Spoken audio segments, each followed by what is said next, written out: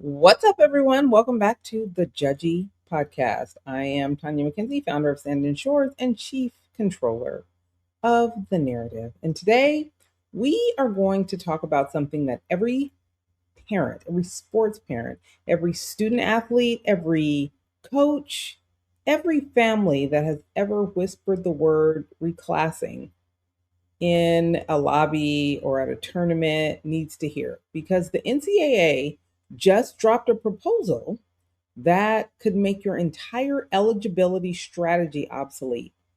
And I have receipts for you.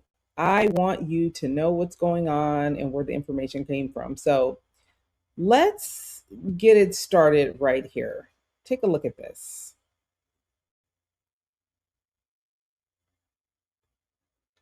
Is exploring a significant change to its eligibility rule. This would be significant for everybody as it's age based. So, an age based standard, athletes would have 5 years of eligibility from their 19th birthday, I should say, or high school graduation. No red shirts, no waivers, no exceptions. They would be putting a hard cap on age.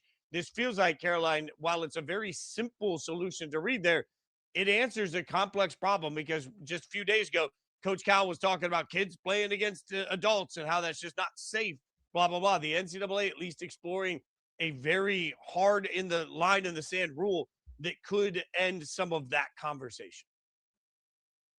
I really like this. It makes it incredibly black and white. Age is something that nobody can change. Time is something that is incredibly, finite. You cannot change that. The current eligibility rules, which it takes a PhD in rocket science to figure out how many years of eligibility a player has left. Like, it's ridiculous. There is so much gray. There is so much nuance into it that the NCAA is losing a lot of these eligibility cases because there's plenty of room for interpretation. Well, injury and COVID and JUCO, and well, I only played this number of games and blah, blah, blah. No, you have 5 years from the time you graduate high school or you turn 19. That's it. Go crazy with how you want to do it. Sorry that you got injured. Sorry that you didn't play in a certain number of games. You have this number of years to play, and that is it. What I do question, though, is extreme circumstances, and maybe extreme isn't the right word here, but circumstances like serving in the military, certain circumstances like players at BYU or student athletes that have years of service. That is a religious exception. So what kind of exceptions do exist, and if there aren't exceptions that exist, then what kind of lawsuits is the NCAA going to get?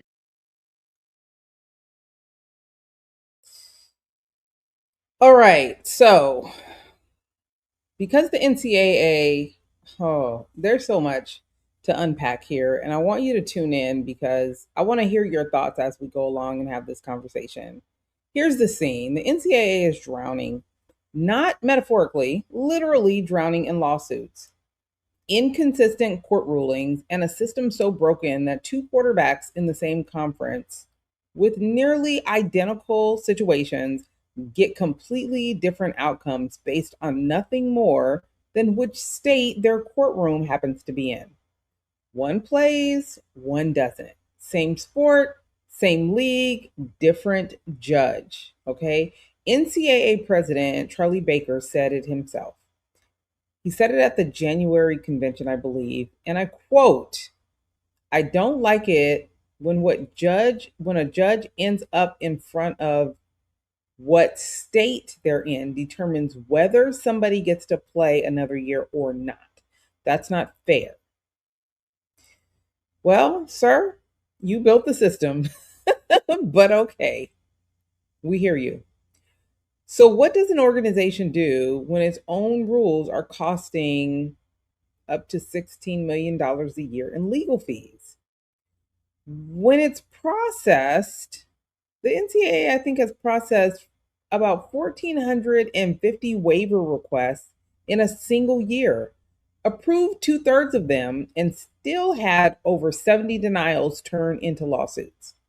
Well, what do? They blow the whole thing up and start all over. And this is kind of what's happening. That's what this proposal really is. So here we enter the 5-for-5 model.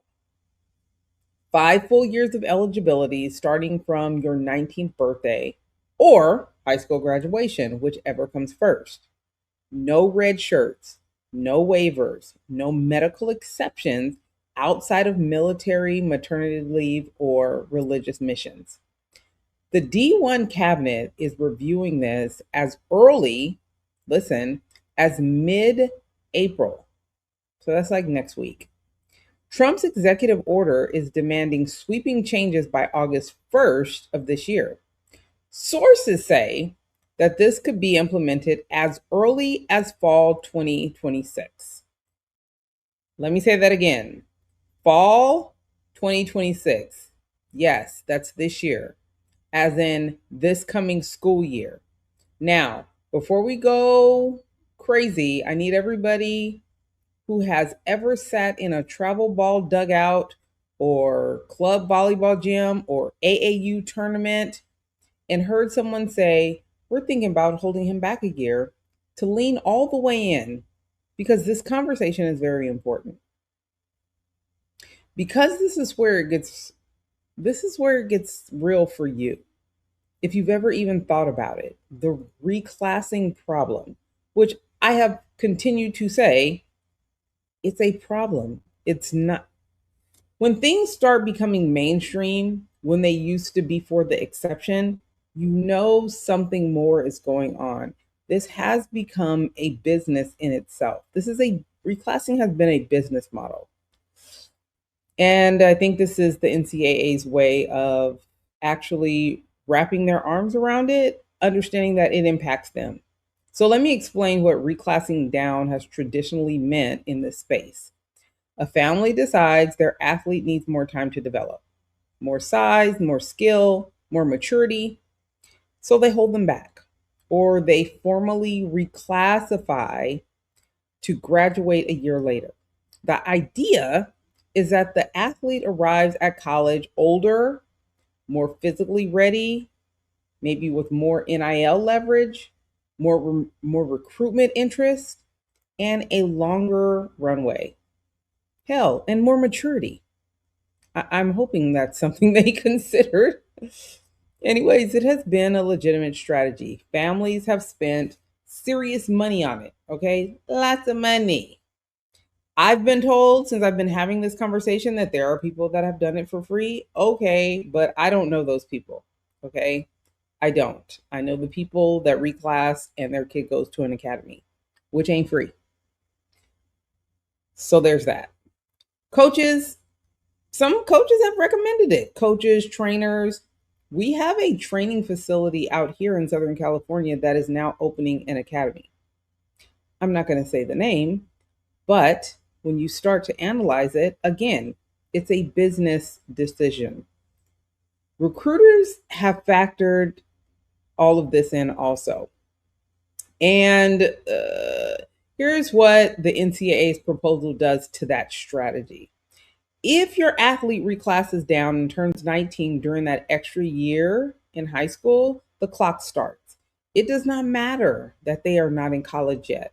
It does not matter that they have not played a single college game. The 5-year eligibility window begins at 19 years old, which means a 20-year-old freshman who reclassed specifically to arrive at college older and more developed, well, they only have 4 years of eligibility left, not 5. You spent years and thousands of dollars engineering more time and ended up with less time. CBS Sports put it plainly. The value of that reclassing down strategy would take a direct hit under these guidelines. They just would. I'm going to need y'all to sit with that for a second. You strategized on how to get him or her more time, and now you're going to wind up with less time. Think about that. And at this point, yeah, it's a risk. So now here's where it gets nuanced, because I'm not going to just scare you. I'm not here to scare you at all. I'm going to give you the full picture. So listen, reclassing up, meaning graduating early and enrolling in college before 19, actually becomes more interesting under this framework.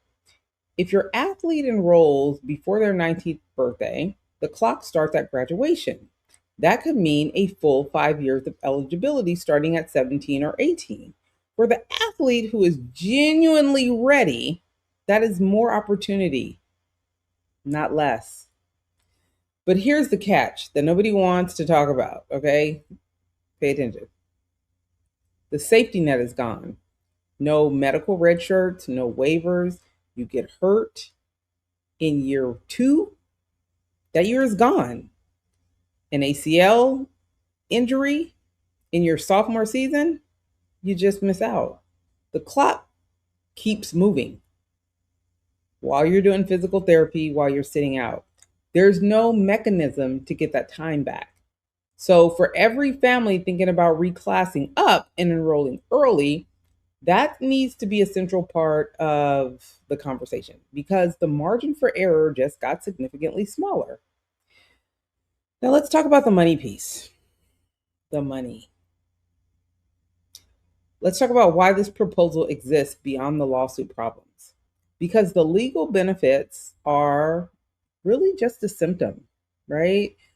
The actual disease is the money. We know this. Follow the money. We know this. Power conference quarterbacks are pulling $4 to $6 million a year in NIL and revenue sharing deals. 4 to 6 million in college. Hello? So for athletes that played back in the day, I would even say 5, 10 years ago. Yeah, this is foreign language to them. So because of the NFL's rookie pay structure, a player would need to be a top half first draft pick to match the kind of money these college kids are making. College is the best paying job available for elite athletes right now. And when the job pays that well, of course people are going to fight to stay longer. Of course they are. It only makes sense. They're going to lawyer up when the NCAA tries to cut them off because they want that money, they want that check. Of course, families are planning eligibility timelines like retirement portfolios. I mean, wouldn't you? Let's keep it a buck. The NCAA created a marketplace, and now they're trying to regulate how long people can work in it, can cash in, without collective bargaining. Okay, without classifying athletes as employees. Catch my drift? Sports law attorney Midwinter, he said it directly. Any rule limiting how long a compensated athlete can compete is still going to face legal challenges. They know. So, yes, the proposal will probably still get them sued, but the lawsuits just changed shape a little bit, right? Now, for those that are grandfathered in. So, for the families with athletes already in college, here's what you need to know. The phased rollout is designed to protect current athletes, but the details of exactly who is grandfathered in and how, that's still being finalized. So, again, this is a proposal. However, you need to be prepared, and that's why I'm giving you this information.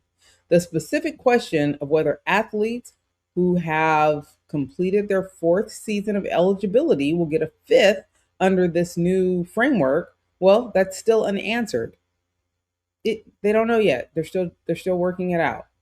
So, watch the announcements over the next 30 to 60 days very closely. The transition, yes, it's gonna be interesting to watch. So just make sure you stay connected.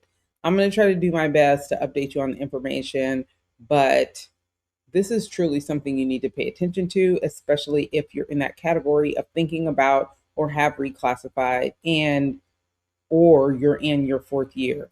I don't know, just pay attention. The transition details will determine whether the rules your athlete recruited under are the rules they finish under. And if you have an athlete entering their senior year right now, this conversation needs to happen with your athletic department immediately. Okay? Have the conversation. Don't be afraid to have it. You need to get informed. But here's the piece of the story that's actually good news and not getting enough attention. And I want you to pay attention. With fewer older extended eligibility players clogging up roster spots, high school athletes on a standard track may actually see more doors open at the college level. Okay? Recruiting timelines become more predictable. You start to understand. There are coaches right now that don't even recruit high school kids because they have so much going on in the portal for older kids that are still holding on to roster spots. I mean, let's keep it a buck. For current high school students, this is better. Coaches can plan better. The transfer portal becomes less of a crutch. And programs that have been passing on high school prospects in favor of veteran transfers may start looking at freshmen again. That is important. So, for the athlete who did not need to reclass, for the kid on a standard timeline doing the work, developing naturally, the rule change may actually be the best thing that has happened to the recruiting process in years. Here's the bottom line, and I need you to hear this clearly. The era of gaming the eligibility system through waivers, medical red shirts, and strategic reclassing to maximize your college window is closing. It just is. What replaces it is an age-based clock that does not care about your development plan, your injury history, or how much you invested in your strategy. The families who win in this new landscape are not the ones who react over the rule if it passes. They are the ones who have a strategy before the rule even existed. If your athlete is in middle school, this conversation starts today. If you've been considering reclassing down, you need to run these new numbers before you make the call. If your athlete is already in college, you need to be watching the grandfather clause announcement like a hawk. Okay? Eligibility is not an afterthought, it is an asset. And just like any asset, the time to protect it is before someone else changes the rules or what you think might happen. This is information that you now know, and what you do with it is what matters. I'm Tanya McKenzie. This is the Judgy Podcast because, yeah, I'm a little judgy about some things. Control the narrative before you are not telling your story, before someone else is already telling the wrong one for you. Okay? If you don't control the narrative, the streets will, and it will not be in your favor. I want you to subscribe to Control the Narrative newsletter on Substacks. Control your subscription and subscribe to the Judgy Podcast. Listen, subscribe to my channel because I always have amazing guests. I always have some information to share with you.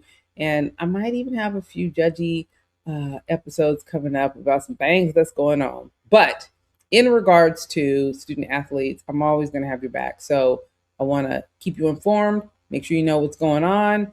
And I want to hear what you think about all this. So get in the comments and let me know. Subscribe, share with another sports parent. And you know what? I'll see you back here next time. All right. Talk to you later.